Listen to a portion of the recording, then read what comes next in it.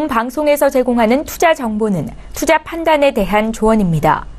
방송에서 제공하는 주식의 가치, 가격 상승 및 가격 하락에 대해서는 방송사에서 보장하지 않습니다.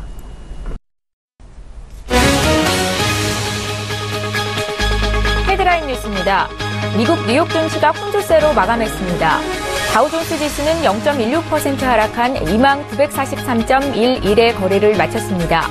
반면 S&P 500 지수는 0.11% 높은 2399.63회, 나스닥 지수는 0.14% 오른 6129.14의 거래를 마치면서 양 지수 모두 사상 최고치를 경신했습니다. FRB 국장 해임에 따른 불안감이 있었지만 유가가 3% 넘게 올랐다는 소식이 투자 심리를 개선시켰습니다. 국제유가가 미국의 주간 원유 재고가 감소했다는 소식에 하루 만에 반등하며 3%대 상승률을 기록했습니다. 하루 상승폭으로는 지난해 11월 이후 가장 큰 폭입니다. 미국 뉴욕 상업거래소에서 거래된 서부 텍사스산 원유 WTI 6월 인도분은 전날보다 3.2% 오른 배럴당 47달러 33센트로 거래를 마쳤습니다. 미국의 수입 물가가 5개월 연속 상승했습니다. 미 노동부는 4월 수입 물가가 한 달 전보다 0.5% 올랐다고 밝혔습니다. 0.2% 하락한 것으로 발표된 3월 수입 물가는 0.1% 오른 것으로 수정됐습니다. 4월 수입 물가는 예상보다 큰 폭으로 오르면서 국내 물가 상승 압력을 형성했습니다. 유럽 주요국 증시는 에너지주와 광산주가 상승하면서 대체로 오름세를 보였습니다. 영국 런던 증시의 FTSE 100 지수는 전날 종가보다 0.59% 상승했고 독일 프랑크푸르트 증시의 닥스 30 지수는 0.07% 올랐습니다. 프랑스 파리 증시의 다크 40 지수 역시 0.05% 소폭 올랐습니다.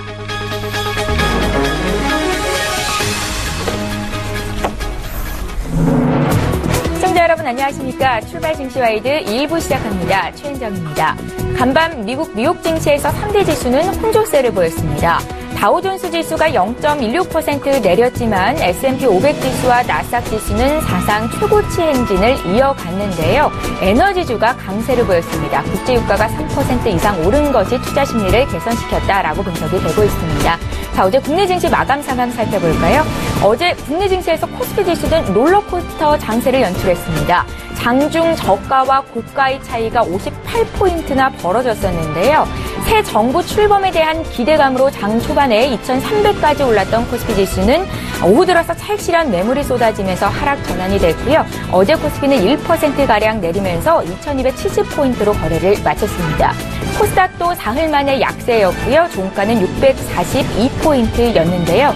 오늘 출발 증시와이드 일부 시간에는 증시에 영향을 미칠 만한 글로벌 국내 이슈 구체적으로 분석해보는 시간 마련했습니다. 자, 출발 증시와이드 일부 지금 본격적으로 시작합니다.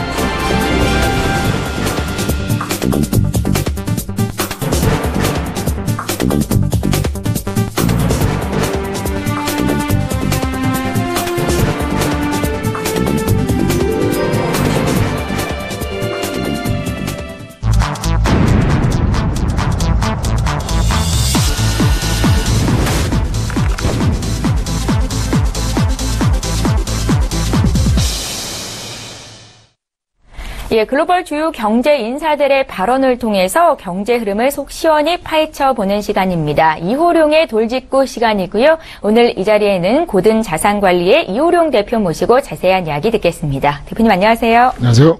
예, 자 먼저 첫 번째 라운드부터 함께 살펴보시죠.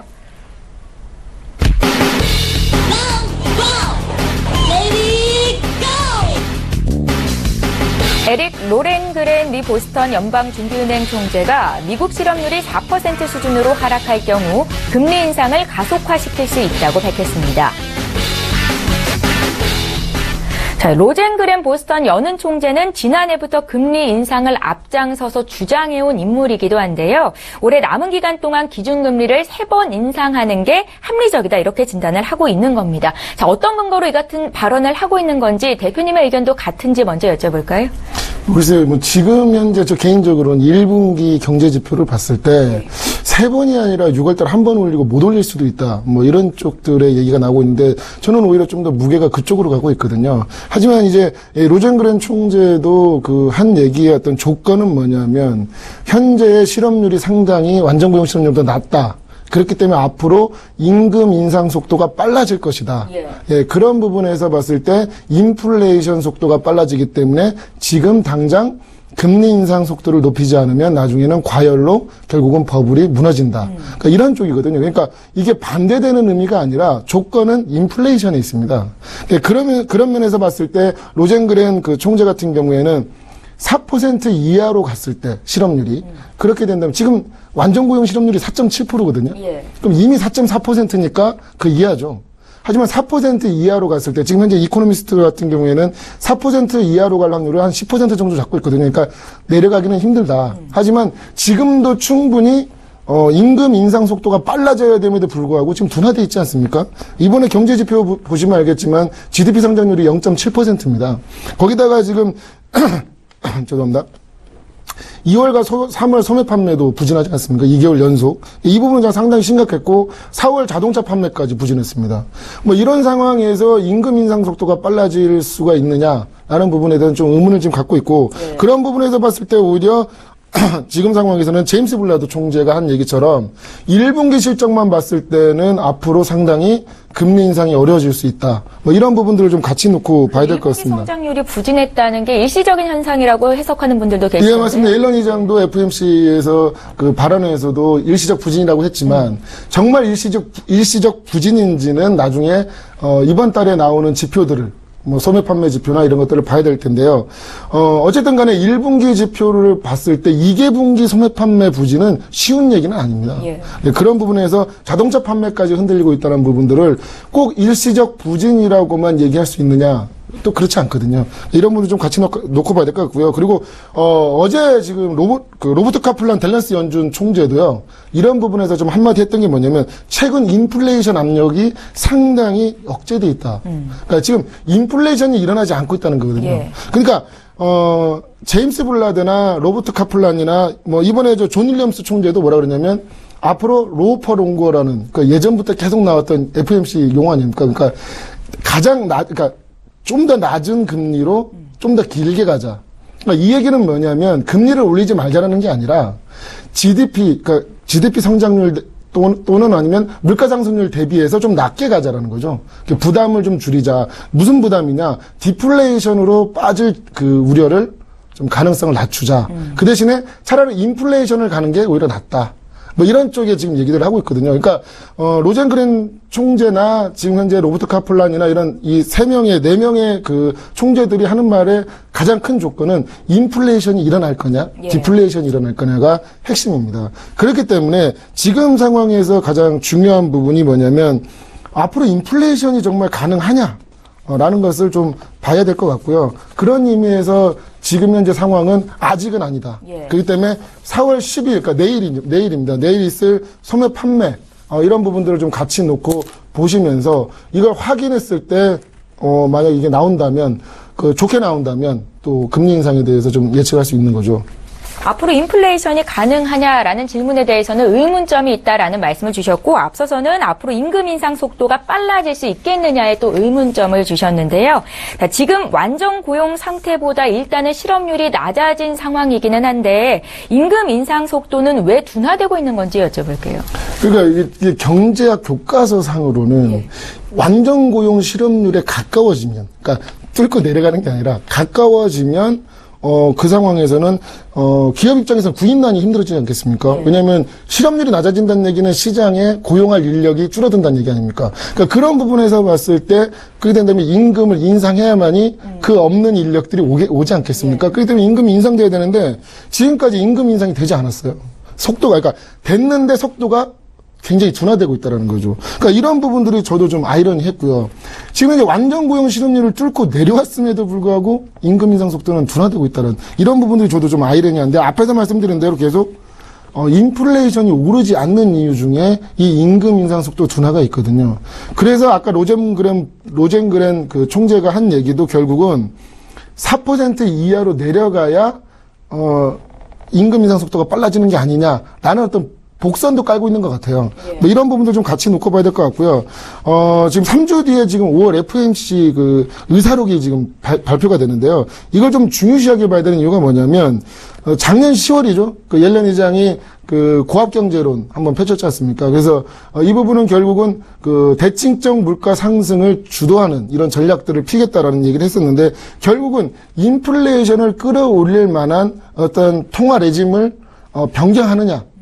FOMC에서. 그리고 그렇게 된다면 지금 현재 인플레이션이 디플레로 갈 우려를 하고 있는 상황인데, 만약에 앞으로 이런 레짐 체인지가 가능하다면 인플레이션을 빠르게 올릴 수 있는 조치들을 하지 않겠습니까? 그러니까 이런 상황에서 봤을 때 지금 현재 원재재 가격이 굉장히 낮아진 상황이니까 저가 매수 기회로도 좀 봐야 될 것 같고요. 그런 부분에서 봤을 때 앞으로 이제 유가가 $40 초반에서는 상당히 매력적이다. 그러면 오늘도 뭐 3% 오르는 뭐 이런 상황이 됐고요. 예, 그런 부분들을 좀 같이 놓고 봐야 되지 않냐라는 생각이 들고요. 만약에 4월 소매 판매나 아니면 FOMC 의사록에서 그런 얘기가 없었다 한다면 지금 빅스가 최저지 않습니까? 그러면 이제 공포지수가 최저라는 말씀이신 거죠? 그렇죠. 예. 그러니까 굉장히 안정적인데 이런 노력을 하지 않아도 된다라는 어떤 의사록, 긴축적인 발언이 나왔을 때는 빅스 지수가 상당히 매력적이지 않나. 굉장히 싼 거죠, 오히려. 예.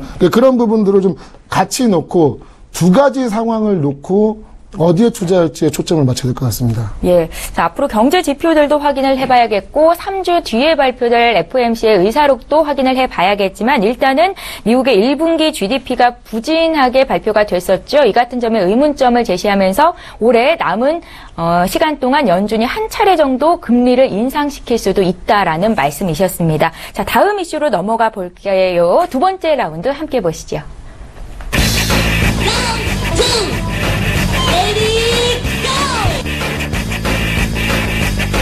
네, 로이드 블랭크페인 골드만삭스 CEO는 미국 증시가 비정상적으로 조용한 모습을 보이고 있다고 말했습니다. 예. 자, 오늘도 나스닥과 S&P 500 지수는 최고치를 경신했습니다. 이런 상황에서 미국에서 돈이 빠져나가고 있다라는 소식이 전해지고 있는데요. 블랭크페인 CEO의 발언처럼 지금 미국 증시가 부담스러운 수준이라고 보시는지 좀 여쭤보겠습니다. 미국에서 빠져나가는 자금들은 어디로 이동을 하고 있는 걸까요? 네, 일단은 뭐 유럽하고 이머징으로 이동하고 있다는 얘기가 지금 글로벌 투자 자금들이 그런 얘기들이 지금 나오고 있죠. 뭐 뱅크 오브 아메리카 메릴린치 기관 투자자들이 설문조사에 따르면요, 이달 3일까지 7주 동안 뉴욕 증시에서 유출된 자금이 222억 달러입니다. 7주간 상황 규모로는 1년 넘게 최대치입니다. 그러니까 상당히 많은 자금들이 지금 빠져나가고 있고 대부분이 지금 유럽으로 가고 있습니다. 그러니까 이런 부분들 좀 봐야 될 것 같고요. 1분기 유럽으로 순유입된 자금만 5년 내 최고치입니다. 그러니까 이런 부분들을 봤을 때 유럽 시장이 상당히 좋다라는 부분, 요즘 뭐 증시 보면 유럽 증시 상당히 좋지 않습니까? 이런 부분들 좀 봐야 될 거고요. 그 다음에 이머징이 지금 수혜직으로 나타나고 있는데, 이머징 마켓 펀드가 올 1분기 순유입된 자금이 2014년 이후에 최대치입니다. 그러니까 이런 부분들에도 상당히 좋다라는 부분들을 좀 얘기하고 있는데요. 제 개인적인 생각으로는 이번에 JP 모건이 뭐 장문의 반박문을 썼습니다. 미국 주식 비싸지 않다, 부담스럽지 않다, 그 이유를 한 8가지를 냈거든요. 그러니까 그런 부분들 좀 참고했을 때, 이게 죄송합니다. 비싸다, 싸다가 중요한 게 아니라, 지금 현재도 갈 수 있느냐, 없느냐는, 뭐, 미국 주식 갈 수 있다라는 부분도 한번 고려해 보실 필요가 있다라는 생각이 듭니다. 미국에서 자금이 이렇게 이탈한 이유는 어디에 있을까요? 사실 증시가 이렇게 많이 오르니까 앞으로 더 좋지 않을까라는 희망도 갖게 되는데요. 글쎄요, 그러니까 지금 현재 그 펀드 매니저들이 자금을 빼는 이유 중에 첫 번째 이유가 뭐냐면 쉽게 말하면 퍼지 않습니까? 퍼. 네, 퍼에 대한 부분을 지금 얘기하는데, 여기서는 경기조정 주가 수익 비율이라고 해서 CAP라고, 그러니까 퍼는 1년간 수익을 가지고 계산을 합니다. 근데 이 경기조정 주가 수익 비율은 1년만 놓고 봤을 때는 모른다. 한 10년 정도는 평균해서 내봤을 때 이때도 지금 현재 비싼가 싼가를 알 수 있는데, 그래서 이 CAP를 봤더니 미국이 22배, 유럽이 16.7배, 이머징이 13.7배거든요. 그렇게 된다면 유럽과 이머징보다는 미국이 지금 현재 주식시장이 비싸다라는 거죠. 근데 퍼가 꼭 낮다고 해서 CAP가 꼭 낮다고 해서 매력적인 시장이냐 꼭 그렇게 볼 수 없습니다. 왜냐하면 그전에 안 좋았다는 얘기거든요. 예. 그러니까 이런 부분들을 놓고 봤을 때 JP모건이 좀 반박을 했던 부분이고 그런데 이제 이렇게 이탈하는 이유 중에는 가장 상당 부분이 CAP가 상당히 지금 높아진 게 아니냐 미국이 뭐 이런 부분들을 좀 놓고 봐야 될 것 같고요. 앞에서도 제가 말씀드렸던 그 차트를 한번 보여주실 필요가 있는데 네. 미국 금융시장의 지금 공포가 전반적으로 상당히 낮습니다. 이런 부분을 놓고 봤을 때 주식시장 빅스, 그 다음에 채권시장의 무브, 뭐 이런 부분들은 상당히 바닥으로 깔려있기 때문에 아직은 위험하다라고만 보기에는 힘들고 안정적이기 때문에 주가는 좀 더 갈 수 있다. 이런 반박도 할 수 있는 거죠. 예. 그러니까 이런 부분도 좀 참고해야 될 것 같고요. 두 번째 이유는 뭐냐면 유럽 경제지표가 회복이 되면서 이번에 프랑스도 정치적 악재가 소멸되지 않았습니까? 이런 부분들이 같이 있었다. 그러니까 유로존이 지금 최근에 1분기 성장률이 0.5%밖에 안 됩니다. 그러니까 미국은 0.7%였지 않습니까? 근데 왜 미국은 0.7%로 높은데, 제가 낮다 하고 0.5% 왜 좋다 얘기하느냐. 예. 유럽은 상당히 낮았다가 0.5% 올라온 거고요. 미국은 좋았다가 내려온 거거든요. 그런 면에서 봤을 때 지금은 유럽에 베팅할 때라고 생각하는 것 같습니다. 자금들이.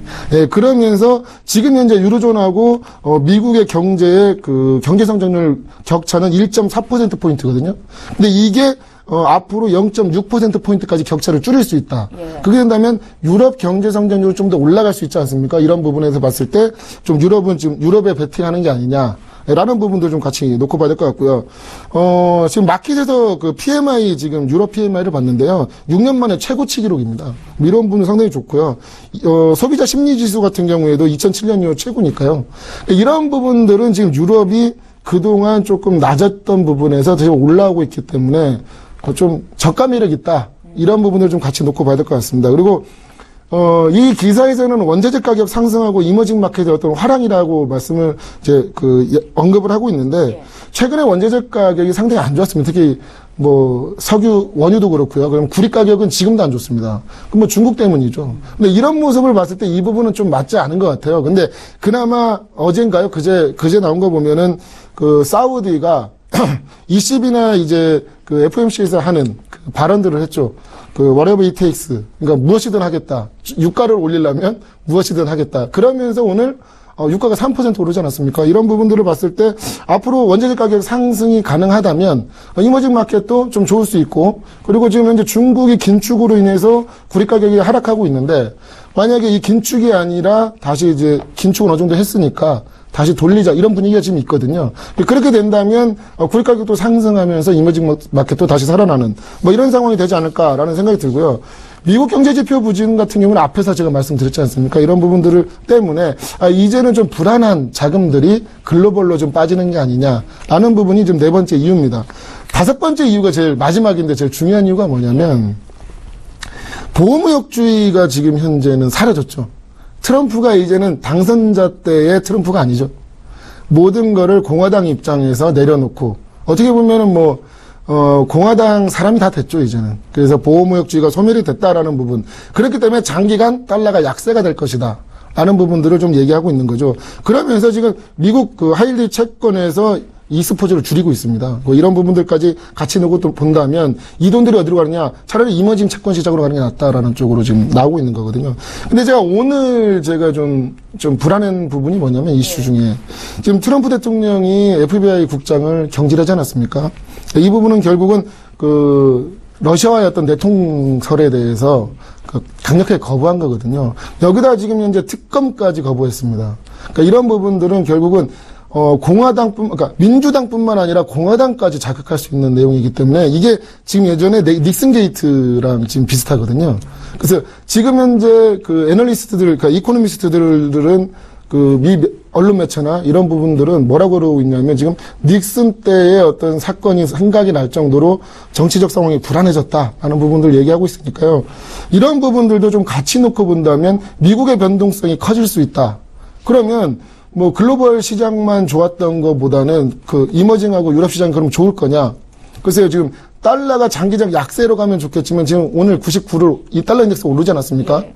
이런 부분들을 봤을 때 달러가 다시 강세로 갈 수 있는 정치적 리스크로 인해서 그러니까 이런 부분들 좀 같이 놓고 봐야 될 것 같다라는 생각이 들고요. 제가 마지막으로 결론 제가 한 말씀만 드리자면 네. 지금 현재 유럽이냐 이머징이냐로 가는 게 아니라 어떻게 보면 선진국이냐 이머징이냐인데 쉽게 말씀드려서 유럽도 선진국 아닙니까? 이거죠. 그렇죠. 근데 남유럽은 그렇지가 못한 상황 아니겠습니까? 예. 그러니까 남유럽 리스크가 상당한데 지금 현재 이런 상황이죠. ECB 입장에서 고민이 그거 아니겠습니까? 독일과 프랑스, 영국은 상당히 좋았어요. 그 주가가 꾸준히 올랐죠. 근데 남유럽은 좋지 않았거든요. 그래서 내면 ECB 입장에서 그럼 긴축을 해야 되느냐? 긴축해버리면 남유럽이 이제 위험해지고요. 긴축하지 않으면 독일이 버블이 확 커집니다. 그러니까 이게 지금 굉장히 어려운 문제거든요. 그러니까 이런 부분을 좀 어떻게 풀어야 되는지가 더 중요하지 글로벌 자금 이동에 따라서 자금을 옮기는 거는 투자자 입장에서는 좀 리스크가 크다라는 부분을 좀 말씀드리고 싶습니다. 그 두 번째 이슈가 미국에서 자금이 빠져나간다라는 이슈였는데요. 그러니까 미국이 나쁘다는 게 아니라 유럽이나 신흥국 쪽이 올라갈 자리가 더 많다는 거다라는 말씀이신 거죠? 네, 맞습니다. 예. 예, 잘 알겠습니다. 고등 자산관리의 이호룡 대표 모시고 자세한 이야기 나눠봤습니다. 잘 들었습니다. 감사합니다.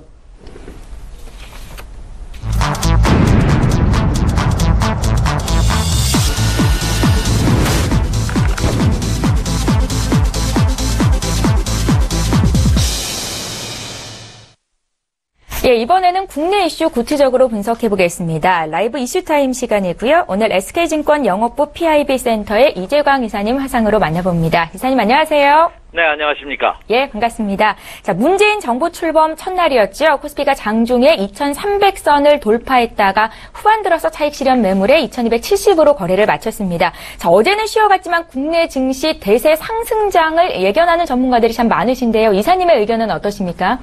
네. 자, 어제 그제였네요. 수요일 날 결국 이제 19대 대통령이 선출이 됐습니다. 이제 새로운 시대가 열렸는데요. 사실 기대감 반, 우려감 반 이렇게 상충하는 그런 모습입니다. 주시장도 전일장에서 여러분도 보셨겠지만, 아이고, 장중 변동성, 일교차가 무려 8포인트나 되는 심한 일교차를 보이면서 장중한 때 2323, 2323까지 급등했다가 결국은 종가는 22포인트가 하락으로 마감되는 그런 모습을 보였습니다. 장중 일교차가 50포인트가 넘는 심한 일교차를 보이면서 투자자들 사이에서도 굉장히 어리둥절하고 아리송한 그런 모습을 보였지 않나 생각이 듭니다. 그래서 여전히 대세 상승면이 지속되고 있다는 점에는 의견이 없습니다. 전일장에서도 심한 장중 등락을 보였습니다만 외국인 투자가들이 코스피 시장을 기준으로 1,086억 원, 1,000억 원 이상 순매수하면서 이 장을 이끌었던 외국인 투자가들이 여전히 한국 시장에 대해서는 긍정적인 마인드를 갖고 있다는 그런 모습을 보여주고 있다는 점이죠. 그래서 많은 전문가들이 국내 시장도 추가 상승력은 충분한 그런 모습이다. 그래서 전일장의 조정은 단순히 연속 상승, 단기 급등에 따른 그런 눌림목이지 않았나 이렇게 제시되고 있습니다. 반면에 신종용도 계속해서 부각되고 있죠. 이제 코스피 시장이 사상 최고치를 경신에 따르면서 이제 차익 실현 물량이 계속 나올 가능성이 높다. 그리고 코스피 시장도 최근 3개월 동안 8%가 넘는 급등을 보였기 때문에 여기서 추가 상승을 하기에는 시장의 체력이 좀 이제 소진되어 가는 것이 아니냐. 이제 여기서 추가적으로 매수할 수 있는 자금도 한계에 부딪힌 것이 아니냐. 최근 들어서 계속해서 대한민국에서 주식형 펀드가 계속해서 자금이 순유출되고 있다는 소식 또한 그 우려감을 뒷받침하는 그런 모습이 아닌가 이렇게 생각이 됩니다. 그래서 여전히 낙관론은 우세하게 시장을 지배하고 있지만 좀 조심하자 하는 의견들도 제시되고 있습니다. 그런데 제가 여러분에게 한번 이런 말씀을 드리고 싶어요. 제가 전에도 이 방송을 통해서 그런 말씀을 너무 많이 드렸어요. 주식 투자를 하다 보면은 의견들이 다 다릅니다. 요즘 들어서는 과거에는 개인 투자자분들이 정보가 부족해서 정보가 약해서 정보를 받는 루트가 너무 빈약해서 주식 투자를 하기 어려웠습니다. 그러나 최근 들어서는 정보가 너무 많기 때문에 어느 장단에 춤을 춰야 될지 모르기 때문에 주식 투자하기가 더 어렵지 않는 생각이 듭니다. 그래서 다시 한번 말씀드립니다. 분석은 머리로 하는 것이지만 투자는 눈으로 하는 것이라는 거죠. 보이는 대로 하는 것이 옳은 투자자 하는 점입니다. 지금은 누가 봐도라도 상승 기조가 유지되고 있고 전일장에서 큰 폭의 출렁거림은 있었지만 상승 기조 전선에는 이상이 없는 그런 모습을 보여주고 있기 때문에 매도를 한다고 하더라도 야 이제 장이 꺾였다 하는 모습을 보인다 하더라도 시장을 확인하는 것이 시장의 추세 하락을 확인하는 것이 필요하지 않나 이렇게 생각이 되고 있습니다. 그런 측면에서 본다면 지금의 장은 여전히 단기 급등에 따른 일부 차익 실현 매도 물량이 나올 수 있고 말씀드린 바와 같이 일부 우려감도 신중론도 제시되고 있습니다만 투자자분들께서는 여전히 상승 기조 쪽으로 추가 상승에 무게 비중을 둔 그런 매매 전략을 굳건히 유지하시는 전략이 필요하지 않을까 이렇게 생각이 됩니다. 그래서 전일장은 다분히 우리가 인내할 수 있는 범위 내에서 연속 상승에 따른 어떤 눌림목의 과정이지 그것을 추세 하락으로 보기에는 아직 이른 시점이 아닌가 이렇게 예상이 됩니다. 예, 이사님은 전일의 조정을 단기 급등에 따른 눌림목이다 이렇게 해석을 하고 계시고요. 여전히 상승 기조 전선에는 이상이 없다라고 말씀을 하고 계신데요. 잠시 뒤에 구체적인 투자 전략 여쭤보도록 하겠습니다. 자, 두 번째 이슈로 넘어가 보겠습니다. 자, 우리나라 조선사들의 4월 기준 선박 수주량이 세계 1위로 등극했다는 반가운 소식이 전해지고 있습니다. 자, 조선 업황의 본격적인 회복을 기대해도 되는 건지 이사님의 의견 여쭤볼까요? 자, 여러분도 아시다시피 대한민국 코는요. 예. 땅덩어리가 좁고 그렇죠? 인구가 많은. 그래서 부존 자원이 적은 상태에서 우수한 두뇌를 가지고 수출을 해서 내수 경기도 부양되고 그리고 경기 회복이 되는 그런 나라의 전형적인 경제 틀을 갖고 있습니다. 그러다 보니까 수출 관련주, 다시 말해서 핵심 수출 관련주들이 경기가 어떤 모습을 보이냐에 따라서 국내 경기가 바로 직결되는 그런 모습이죠. 대표적인 것이 역시 삼성전자, SK 하이닉스가 이끄는 반도체입니다. 두 번째는 뭐냐? 현대중공업, 삼성중공업, 대우조선해양 이 빅3 조선사가 이끄는 해운업종들이 또 하나의 경기 지표입니다. 그런데 최근 3, 4년 동안 과거 수주 1위, 조선업계 세계 1위를 달리던 국내 조선업계가 최근 2, 3년, 3, 4년 전부터 큰 어려움을 겪고 있고 여전히 어려움을 겪고 있는 것이 현실입니다. 그러나 비온도의 당이 더 굳어진다고 지난해까지 강도 높은 구조조정을 했고요. 여러분도 뉴스에서 보시셨겠지만 대우조선해양도 우여곡절을 겪은 끝에 결국 정부의 추가 지원으로 가당은 됐습니다만 이제 과거와 같이 무조건 물량으로 퍼주기식의 그런 지원은 이제 불가피한 것이 아니라 어려운 그런 현실이 대두된 것이죠. 그렇다고 본다면 이 조선업종 이제 세계적인 경쟁력을 갖출 가능성이 크지 않을까 이렇게 예상됩니다. 이 와중에 이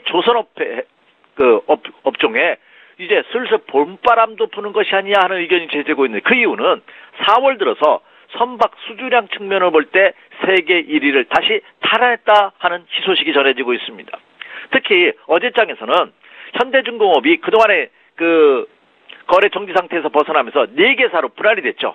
현대중공업이 현대중공업, 현대일렉트론, 그리고 현대로보틱스, 현대건설기계 4개 회사로 분할했습니다. 물론 그중에서 현대중공업은 어제장에서 크게 상승하는 10% 이상 크게 상승하는 모습을 보였습니다만 현대일렉트릭하고 로보틱스, 건설기계는 장중 급등했다가 종가를 하락 마감하는 그런 역시 심한 변동성을 보이긴 했습니다만 그러나 현대중공업이 상승으로 이끌면서 오히려 현대중공업의 그 투자심이 호조 소식이 다른 조선업체로도 이어질 가능성이 없다. 여기에다가 조선업 수주 물량이 다시 세계 1위로 등극했다는 점은 호재로 봐야 될 가능성이 없다. 그렇다고 본다면 이 조선 해운업체들한테는 큰 호재로 작용할 가능성이 크지 않을까 이렇게 생각이 됩니다. 국내 조선업체의 그 4월 수주량을 보니까 세계 1위를 등극했다고 하는데 어느 정도냐는 거죠. 한번 보면은 4월 한국 수주 실적을 보면 그 수주 실적은 그 조선 업체 단위로 CGT라고 합니다. 수주량이죠. 한국의 수주 실적이 34만 CGT라고 합니다. 약 12척을 수주를 했는데요. 전 세계 발주량이 한 75만 CGT가 되는데 그것의 한 절반 가까이 45%가 되는 그런 양을 대한민국이 수주했다는 소식입니다. 과거 조선업체들이 수주하라는 것은 덤핑 경쟁, 저가 경쟁으로 인해서 수주를 하고도 수익을 내기 어려운 그런 구조였습니다만 이제는 오히려 수주가 이익으로 크게 전환되는 그런 안정적인 구조를 같이 겸비하고 있다는 점이 또한 호재로 작용하고 있다. 이렇게 생각이 됩니다. 반면 우리나라 경쟁국이었던 우리나라를 제치고 1위로 등극했던 중국의 4월 수주량을 보니까 26만 CGT.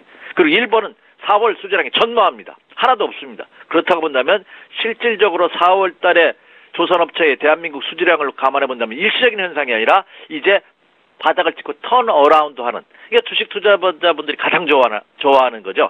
바닥을 찍고 이제 더 이상 하락할 것이 없는, 상승을 기대할 수밖에 없는 그런 모습이 아닌가 이렇게 생각이 됩니다. 그래서 국내 조선 빅3사의 그 수주 실적을 한번 세부적으로 보면 1분기에만 현대중공업이 6,187억 원어치 그 영업이익이 달성이 됐다고 합니다. 그리고 삼성중공업은 275억, 그리고 적자로 허덕였던 대우조선해양은 2,918억의 영업이익 흑자 달성에 성공함으로써 국내 조선업체도 이제 본격적인 턴어라운드 가능성은 한층 더 깊게 내포되고 있는 그런 모습을 보여주고 있습니다. 그래서 4월 한 달간의 수주량을 보고 영업이익을 보고 이제 완전히 턴어라운드 됐다, 본격적인 회복의 시작이다, 이렇게 확언할 수는 없지만 그 조짐은 나타나고 있다는 거죠. 자, 우리가 비가 올 때 비가 오는 것을 보고서 비가 오는 것을 아는 것이 아니라 비 오기 전에도 미리 우산을 준비하죠. 물론 기상청 관계자의 어떤 일기예보에 따라서 움직이지만 과거 어른들을 보면요, 저기 뭐 개미가 줄지어서 이동을 한다든지 제비가 지상에서 낮게 난다든지 그런 모습을 보일 때는 비가 올 것이라고 예측했다고 하죠. 그래도 어르신들, 야, 무릎이 아프다, 무릎이 통증이 이제 시작되면 비가 올 것이다, 이런 예측을 했다고 하는 것처럼 최근 4월 한 달간의 국내 조선업계 수주 전략이라든지 주변 여건을 감안해 볼 때 국내 조선업체도 이제 그동안의 장기 불황에서 벗어날 가능성은 한층 높아지고 있다, 이렇게 말씀을 드립니다. 예, 우리나라가 지난달 전 세계 수주 경쟁에서 1위를 차지했다는 소식이 전해졌는데요. 이사님께서는 조선 업황에 대해서 최악의 상황은 벗어난 것으로 보인다, 이렇게 코멘트를 달아주셨습니다. 함께 투자에 이용하실 분들 참고하셨으면 좋겠고요. 이제 마지막 질문 드릴게요. 아마 시청자분들이 가장 기다리는 시간이 아닐까라는 생각이 드는데요. 오늘장 투자 조언 부탁드립니다. 네. 자, 이제 새 정부 들어서 오늘이 첫 번째 바지하는 옵션 만기일입니다. 오늘 새벽에 끝난 뉴욕 증시, 유럽 증시의 모습을 보면 유럽은 불란서, 그 중도파죠, 마크롱, 젊은 친구가 대통령에 당선되는 그런 모습을 보면서 시장 친화적인 불란서 정부의 탄생으로 인해서 유럽 증시가 크게 상승하는 모습을 보였고요. 미국 증시도 나스닥과 S&P는 사상 최고치를 경신했죠. 그러나 다우는 그동안 연속 상승했다는 부담감, 그리고 FBI 국장이 전격 해임됐다는 이런 정치적인 불확실성이 악재를 작용해서 소폭 조정을 받았습니다만 여전히 상승 기조 전선에 이상이 없는 그런 모습입니다. 그래서 해외 여건 나쁘지 않습니다. 그리고 국내 여건도 말씀드린 바와 같이 여전히 저는 매수 마인드 전략 고수하자. 갖고 있는 종목군들 조금 수익이 났다요, 불안하다고 하여 매도하지 말고 아침부터 계속해서 이 전화벨이 울리고 있습니다. 그만큼 투자자들의 관심도 크지 않나 생각이 드는데요. 그래서 지금의 여건으로 본다면 국내 증시도 매수 마인드 전선에는 이상이 없다. 그래서 여전히 주식을 더 확보하는 그런 매매 전략을 임해 주십시오, 이렇게 말씀을 드립니다. 제가 이 시간을 통해서 지속적으로 말씀드렸던 반도체, 어제 삼성전자가 큰 폭으로 조정받았습니다만 전혀 이상 없습니다. 끝까지 가지고 가는, 중간에서 끊는, 그래서 그런 우려를 범하지 마시고 끝까지 가지고 가는 전략 좋고요. 그리고 은행, 증권, 지주사 계속해서 말씀드렸던 종목이죠. 계속 홀딩 전략 가능합니다. 자, 그리고 신규적으로 부각되는 종목이 있어요. 새 정부 탄생하면서 대중국, 대북한 관련 테마주들이 움직일 가능성이 높고 어제장에서도 대북 관련 경업주들이 크게 움직이는 모습을 보였습니다. 제가 이 시간을 통해서 여러분에게 단기 매매 전략으로 테마주는 말씀드릴 수는 없지만 그러나 오히려 새 정부 들어서면서 그동안 침체 국면으로 했던 제약, 바이오, 화학주, 이들 종목군들의 턴어라운드 가능성은 굉장히 크지 않을까. 그래서 신규로 편입하고자 하시는 분이라면 오히려 제약, 바이오, 화학 관련주를 한번 눈여겨보십시오. 추가적으로 이들 종목에 대한 매수 관심을 말씀드립니다. 이상입니다. 예, 자, 오늘 라이브 이슈 타임은 SK증권 영업부 PIB 센터의 이재강 이사님과 함께 들었습니다. 말씀 잘 들었습니다. 네, 감사합니다.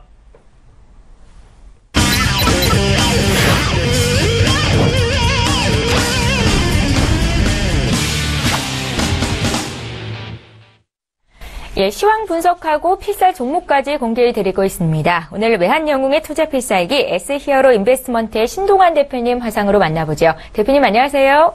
예, 안녕하세요. 예, 반갑습니다. 자, 오늘도 구체적인 시황 흐름 분석하기에 앞서서 지난 종목들 추천주 수익률 확인하고 오겠습니다. 예, 신동환 대표께서는 매일 이 시간 종목 하나 또는 두 개를 추천해주고 계신데요. 종목 수익률 함께 보겠습니다. 지난 4월 11일에 나란히 주셨던 하나테크인과 대원제약이 4%, 3% 각각 이렇게 수익을 기록하고 있고요. 지금 동아지질이 눈에 띄는데요. 10% 가까운 수익률을 기록하는 중입니다. 더 좋은 비주오는 4월 19일에 주셨었고 어제 종가 기준으로 22%의 수익이 나고 있습니다. 다음 종목들 살펴볼까요? 4월 20일에 주셨던 SO일이 어제 종가 기준 6.5%의 수익을 내고 있고요. 한국종합기술은 무려 28% 이상의 수익을 기록 중에 있습니다. 4월 25일, 4월 24일에 주셨던 코웨이 역시 8% 이상 수익이 나고 있고요. 남은 종목들 수익률도 살펴보죠. 거의 대부분의 종목들이 지금 플러스 수익을 기록하는 중인데요. 5월 2일에 주셨던 롯데정밀화학은 3.7%, 또 5월 8일에 주셨던 한국콜마홀딩스가 여전히 3% 이상의 수익을 기록하고 있습니다. 예, 지난 추천주에 대한 종목 수익률 점검해 보고 있는데요. 어떤 종목 다시 리뷰 들어볼까요, 대표님? 예, 오늘은 4월 11일 날 추천드린 그 하나테크인 종목 코드 012450에 대해서 말씀드리겠습니다. 지금 현재 매수가 대비 4.1% 정도 수익 실현 중에 있는데, 이 종목은 2분기 실적 개선으로, 좀 기대되고 있고요. 또 기업 분할 결정으로 경영 효율성을 높여 영업이익이 개선될 것으로 전망되고 있습니다. 이 종목 또한 목표가 도달 시 80%에서 90% 물량을 축소를 반드시 해주시고, 나머지는 본절을 잡고 홀딩하는 전략, 반드시 필요하겠습니다. 다음에 4월 또 11일 날 추천드렸던 종목입니다. 대원제약 종목 코드 003220. 이 종목은 지금 현재 매수가 대비 한 3.1% 정도 상승 중에 있는데요. 52주 신고가를 기록하고 있습니다. 또한 최근 거래량이 급격히 늘어나고 있어서 지속 성장되는 종목입니다. 52주 신고가를 돌파했다는 것은 지속 올라갈 수가 있습니다. 일반 개인들은 못 사니까 혹시라도 갖고 있는 분들은 끝까지 갖고 가시기 바랍니다. 자, 이상입니다. 예, 지난 수익 많이 난 종목들 리뷰 듣는 시간 가졌습니다. 자, 이어서 유가나 금 등 해외 선물 시장에 투자하시는 분들 위해서 구체적인 투자 조언 부탁드릴게요. 예, 오늘은 항생지수 횡보 상방으로 좀 보겠습니다. 횡보 상방. 지수로는 24,934 지지시 상방으로 좀 보고 있고요. 혹시라도 24,934가 깨지면 24,815 부근까지 내려갈 수가 있으니 이때 저점 매수 좀 바라보시면 되겠습니다. 다음 국제유가입니다. 국제유가는 오늘은 횡보 하방, 어저께는 약간 상방, 횡보 상방으로 반등입니다. 반등. 지속 상방은 아니고 눌림과 반등을 유지합니다. 국제유가는 오늘 횡보 하방으로 48.02 저항 시 하방으로 봐주시면 되겠고요. 혹시나 46.48까지 빠지면 그때는 저점 매수로 좀 대응해 주시면 되겠습니다. 횡보 때는 위아래에서만 매매를 해 주시면 되겠습니다. 다음 금입니다. 금 또한도 오늘은 횡보 하방으로 좀 봐주시면 되겠고요. 지수는 1224.4 저항 시 하방으로 좀 봐주시고요. 혹시나 금이 1216.2까지 빠지면 그때 지지로 바라보고 저점 매수 상방으로 좀 봐주시면 되겠습니다. 다음 유로 FX입니다. 유로 FX는 이 종목 또한 오늘 횡보 하방으로 좀 봐주시면 되겠고요. 지수로는 1.09095 저항시 상방으로 봐주시고요. 혹시나 1.0905가 돌파가 됐을 때는 1.09 205 부근에서 매도로 대응해 주시면 되겠습니다. 마지막으로 S&P 500입니다. S&P 500. 이 종목은 2391.50 지지시 상방입니다. 2391.50. 그러나 혹시나 2398.75까지 올라갈 때는 이 부근이 저항으로 그때는 저항에 맞춰서 매도 대응 해주시면 되겠습니다. 이상입니다. 예, 외환 영웅의 의견 듣고 투자하시는 분들 수치를 구체적으로 잘 메모해 두시면 좋겠다 생각이 들었습니다. 자, 국내 시황 외환 영웅께서는 계속 상방으로 보고 계신 건지 의견 여쭤볼 거고요. 필살 종목 공개까지 도와주십시오. 예, 오늘부터는 단기 하방으로 좀 봐야 되지 않을까 생각이 됩니다. 이제는 약간 눌림 좀 너무 많이 올라가는 것, 또한 너무 빠지더라도 좀 쉬는 시간이 있습니다. 오늘부터는 단기 좀 하방으로 보기 때문에 기존 종목 물량 축소와 손절을 유념하시면서 대응해 주시면 되겠습니다. 오늘 코스피는 단기 하방으로 2282.23 저항시 하방으로 좀 봐주시면 되겠습니다. 혹시나 2282.23이 돌파가 되면 2288.16 부근이 저항이 됩니다. 그때 매도 대응, 그러니까 주식은 매수밖에 안 되기 때문에 물량을 축소하는 전략, 또한 목표가 도달할 때 물량을 80%에서 90% 축소한 거를 또 축소하는 전략 반드시 필요하겠습니다. 자, 선물로도 횡보 하방으로 보시고요. 298.85 지지시 하방으로 봐주시고요. 혹시나 298.85가 돌파가 되면 301.25 부근에서 매도 대응, 매도 전략 반드시 필요하겠습니다. 그래서 거기에 맞춰서 종목 한 종목 드리겠습니다. 유니퀘스트 종목 코드 077500.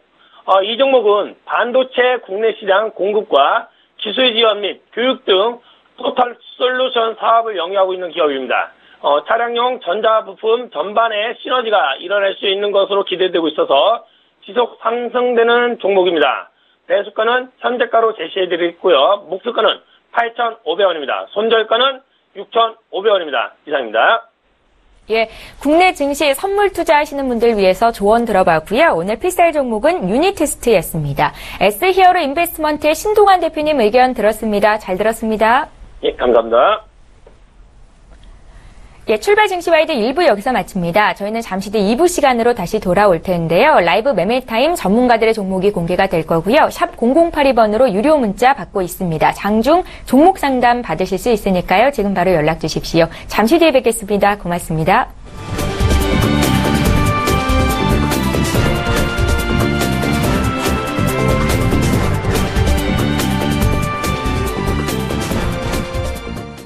본 방송에서 제공하는 투자 정보는 투자 판단에 대한 조언입니다.